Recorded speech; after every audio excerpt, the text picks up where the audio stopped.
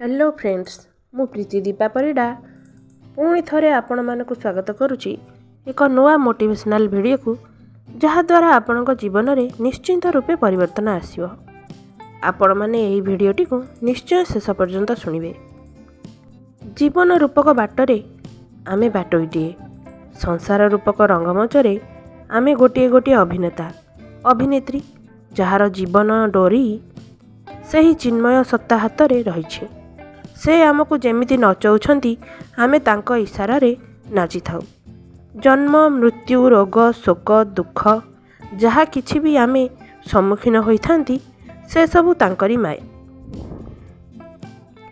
आम जीवनर चला बाटरे चालू चालू आमे अनेक व्यक्ति विशेषक संस्पर्श रे आसी थांती। अनेक आमर प्रियजन होई थांती। जेतेबेले आमे आशा करिथिबा व्यवहार अन्य मानक ठारू पाई नथांती आमर मन दुख नैराश्य रे भरी जाई थाए। उदाहरण स्वरूप आज आपणक फ्रेंडर बर्थडे, आपण ताकू विश कले, आपणकर आशा अछि से आपणको रिप्लाई करिवो, किंतु रिप्लाई न आसीबारु आपणक मन दुख रे भरी गला।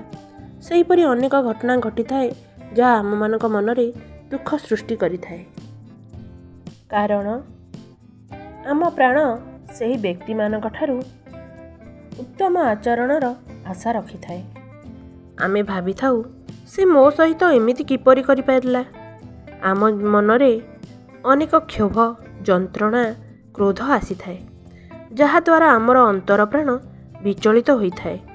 तेणु दुख न होबार उपाय हैला अन्य ठारू भल व्यवहार इच्छा न रखिबा।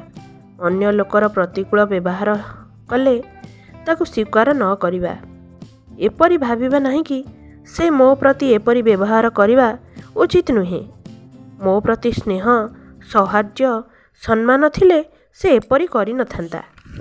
जदि केही एपरि व्यवहार करे सही समय रे आमे भगवानक नाम जप करिबा, जहा द्वारा आमर प्राणसत्ता दृढ़ हेबो एवं आपण सब समय रे शांति रे रही परिबे।